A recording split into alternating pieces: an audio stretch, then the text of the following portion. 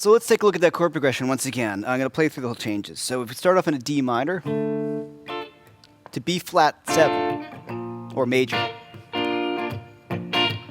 D minor, G major,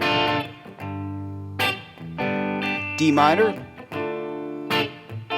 A7 with a flat 13, B flat, back to the A. Okay, so there's the one chord in there that might really be the curveball.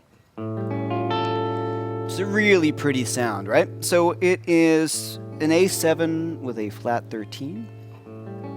It's playing open string, G, C sharp, F, and A. Now when I would see a chord like this, I would panic. You know, I would think, oh no, what am I going to do? But let's talk through why you don't need to do that anymore.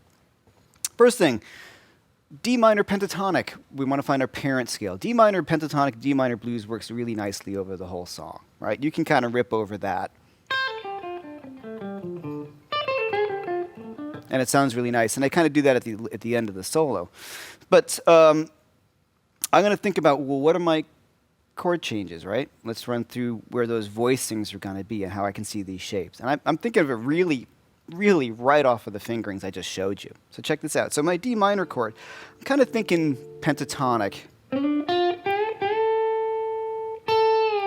Okay, I'll get to that next part. So right here, well, if you look,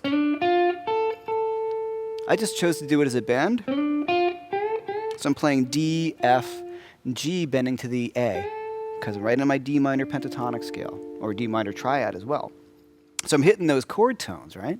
So now the next chord is the B flat major. And that's sort of the chord that sits outside. You can really hear that sound, right? It's pretty dramatic. Now you hear that change a lot. There's a song called The Letter that Joe Cocker made famous, and it's originally by the Box Tops. So that's a really kind of popular sound. We're going to come across that a lot.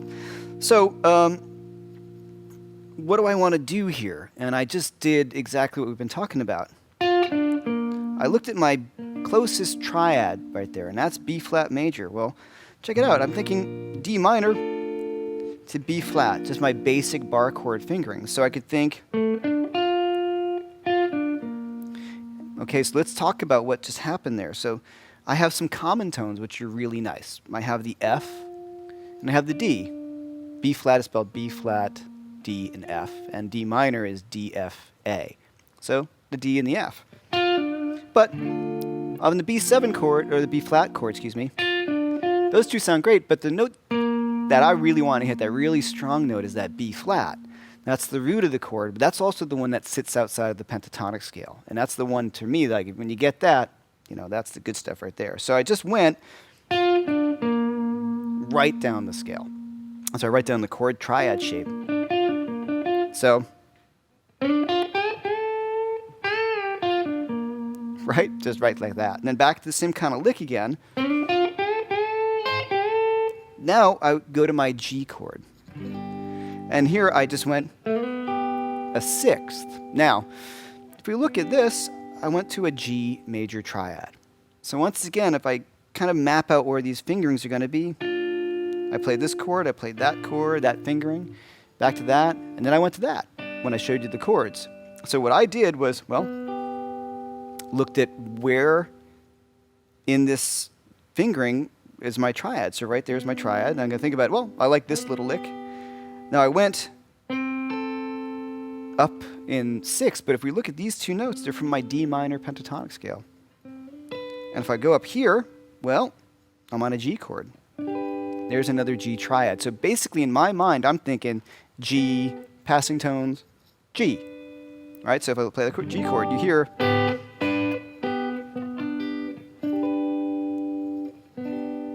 So once again, I'm just visualizing where the triad shape is. Okay, now we go back to the D minor chord once again, and then we go to that funky chord, right? That one that always threw me off. Well, if we look at this chord right here, if I just, all right, it's a left turn, it's not a basic triad, but if I just think about what notes are right there, and I look at my D minor pentatonic scale, right? Well, D minor pentatonic, well, is D, F, G, A, C, D, F, G, A. Now this chord If I just look at it, well, I have G, that's there, that's cool. I have F, that's in the scale, that's great. A on the top's cool. What about that one? C sharp is not in the D minor pentatonic scale. So that is going to be the strong note to hit. That is going to be the note that's going to make the difference of just kind of playing over that and then hitting that really great note. So me, that's the strong one. So I kind of just very simply, I just sat on that. And there is a beauty to just finding that great note, like I said, that strong note, and just letting it hang. You don't have to be really fancy. And the trick is, like, that's how I make my way through hard chord progressions. I think simply, and I find that strong note, those chord tones, and those common notes. And then I always end up sounding pretty good because I'm playing the right notes. Okay, so never encountered that chord before? Just look at the picture, find the shape, and get that strong note, right? So now, when I went to this, the rest of the change, the B flat to the A, this is where I decided to kind of go a little bluesy with the pentatonic scale up here. And I bent this G to the A because I'm going from this B flat. I kind of ignored it and just went kind of bluesy because I wanted to. And my last chord was A, and on the pentatonic scale, I bent the G up to the A. Now, a quick question is, why did I go up here? I don't know. It sounds cooler. It's a melodic choice. It was a sonic choice for me. I like the G string. It's a little warmer sounding, so that's why I went up there.